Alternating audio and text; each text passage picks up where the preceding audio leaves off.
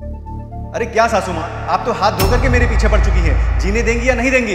अरे मानता हूँ आप बीमार पड़ गई हैं तो जाके इलाज कराइए अपना। अरे कहाँ गए वो आपका बेटा, नल्ला बेरोजगार, सारा दिन घूमता रहता है, उससे बोलो ना जाके इलाज कराए आपका। मैं कोई कुबेर का धन लेकर बैठा हूँ क्या कि मैं अपने घर का भी खर्चा चलाऊं, आपके घर का भी खर्चा चलाऊं? और वो जो सरकारी हॉस्पिटल है ना, जाकर के अपना वहां पे इलाज करवाओ। मैं कोई प्राइवेट हॉस्पिटल नहीं लेके जाने वाला आपको। बड़ी आई है। सम्राट, ये कैसे बात कर रहे हो तुम मेरी माँ से? कैसे क्या? जैसे बात करना चाहिए वैसे कर रहा हूं मैं। और इसमें क्या गलत किया मैंने? अरे वो बेचारे बीमार हैं, उन्हें हेल्प चाहिए थी तो तुम्हारे पास कॉल करी। अगर उनका बस चलता तो वो खुद से अपना इलाज करवा लेती। वो तो मेरा भाई निकम्मा पड़ गया, इसलिए उन्होंने तुम्हारे पास कॉल करी। अरे बीमार है, इलाज नहीं करवा सकते क्या?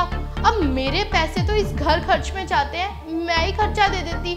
उन्होंने तुमसे उम्मीद करी और आज तुमने उनके साथ ऐसा व्यवहार किया। तो क्या हो गया? मैं सबको पैसे देने के लिए बैठा हूं यहाँ पे।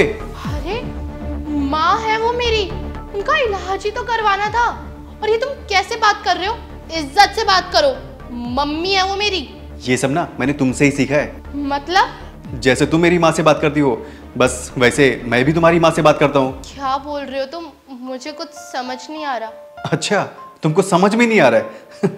चलो मैं तुमको समझा देता हूँ। कल जब तुम मेरी माँ से यहाँ पे बैठ के बात कर रही थी ना, तो मैंने सब अपने कानों से सुन लिया था। मम्मी जी, क्या है ये?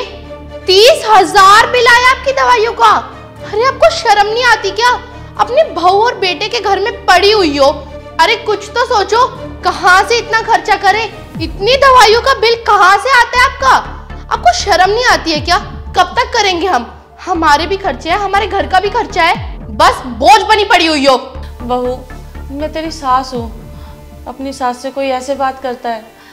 बेटा मैं बीमार हूँ तो दवाइयाँ तो खाऊंगी ही ना, इसमें मैं क्या गलत कर रही हूँ? देखिए, मैं ना यहाँ पे आपके ड्रामे सहने के लिए नहीं खड़ी हूँ। अरे इतनी तो उनकी सैलरी भी नहीं है जितना तुम खर्चा कर रही हो। मेरा भी खर्चा होता है, मैं अपना खर्चा निकालूं या इस घर का खर्चा निकालूं? अरे वो उनके खुद के भी शौक है, सैलरी आती है नहीं जितने तुम्हारे दवाइयों पे पैसे लग जाते हैं। तंग हो गई हूँ मैं, कब तक सहन करेंगे तुम्हें? अरे ये देखो ना कि तुम्हारे बेटे की सैलरी इतनी कम है, पूरा खर्चा मुझ पर आता है, पूरा बोझ मुझ पर है। इस घर का खर्चा, तुम्हारे बेटे का भी खर्चा संभालूं, तुम्हें भी संभालूं, मेरे से नहीं होता अब ये। मम्मी जी देखिए, अब मुझसे और नहीं हो रहा है, मैं चाहती हूँ कि आप इस घर से चली जाएं। क्या हो रहा है ये सब?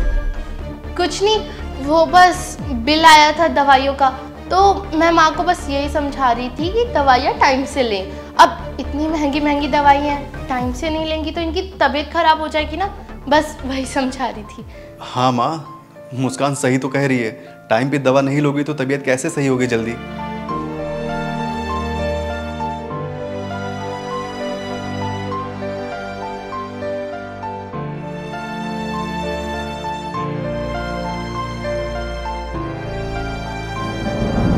और इसीलिए मैंने तुम्हारी माँ से भी ऐसे ही बात किया जैसे तुमने मेरी माँ से बात किया था, ताकि तुमको भी एहसास हो सके कि दूसरे की माँ की इज्जत कैसे की जाती है। अरे वो बेचारी कहाँ जाती, गांव से आई थी इलाज करवाने के लिए ना, कुछ दिन के बाद चली जाती, लेकिन तुमको तो 10 मिनट भी बर्दाश्त नहीं होता। अगर तुम मेरी माँ को अपनी माँ के जैसे समझती तो तुम उनसे इस तरीके से व्यवहार नहीं करती, ऐसे बात नहीं करती, और शायद मुझे भी आज ऐसे बातें नहीं करनी पड़ती तुम्हारी माँ से। सम्राट, मुझे माफ कर दो, पता नहीं क्या कुछ बोल दिया मैंने माँ को। बस ये लग रहा था कि पैसे खर्च हो रहे हैं, सोचा ही नहीं कि वो तुम्हारी भी माँ है। और वैसे भी कुछ दिनों के लिए तो आई थी, सेवा कर सकती थी उनकी मैं, पर उनको कितना बुरा भला कह दिया मैंने। मुझे माफ़ कर दो, आइंदा ऐसा कुछ भी नहीं होगा। कुछ भी बोलने से पहले 100 बार सोचूंगी। माँ से जब कोई ऐसे बात करता है तो पता चला कितनी तकलीफ़ होती है। और मैं तो कहती हूँ सम्राट कि माँ को है ना यहीं रोक लेते हैं, मैं उनकी अच्छे से सेवा करूँगी। मैंने इतना कुछ कहा है उन्हें, मेरे को माफ़ी भी तो चाहिए उनकी। जब तक वो सही नहीं हो जाती ना, उन्हें गाँव नहीं भेजेंगे। और देखो, ये तो इज़्ज़त की बात होती है ना, मेरी माँ तुम्हारी बहुत इज़्ज़त करती है। तुम बस उन्हें कॉल करके सब कुछ गलतफहमी दूर कर दो, चाहे तुम उनका इलाज मत कराना। मैं नहीं चाहती कि वो तुम्हारे बारे में कुछ बुरा भला सोचे। मैं चाहती हूँ वो इज्जत वैसी रहे जैसी तुम्हारी थी उनकी नज़रों में। वो तो माँ के ऊपर डिपेंड करता है, वो यहाँ रहे या ना रहे।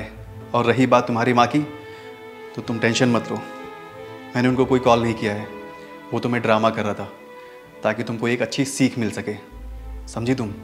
अब समझ गई हूँ सम्राट, आइंदा ऐसा कभी भी कुछ नहीं होगा, ये गलती दोबारा नहीं दोहराई जाएगी। थैंक यू मेरी माँ को कॉल ना करने के लिए।